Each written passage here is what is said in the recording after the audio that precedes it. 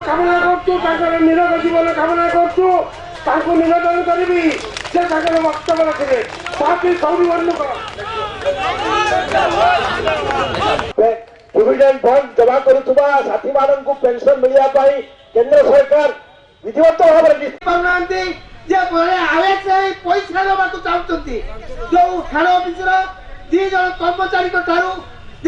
pension को विरोध कर सीपीएम सेक्रेटरी आउ जड़े तल फुटखर का श्रीकांत बटी नहीं आम पेटे नाथ दवाई अवसर नापर पेंशन देवा भविष्य निधि कमिशनर कहते किंतु उठा जलसेच निगम कर्तृपक्ष आवश्यक कागज पत्र दाखल करूना एवं विभिन्न मोकदमा करी ये पेंशन को विलंब कर चलती आम 10 वर्ष धरी विभिन्न पर्यायर आंदोलन करूँ आज नवीन निवास को आम जावाई आसीलु पुलिस आमको ये अधबाटे अटकई जेपर्यंत दाबी पूरण नई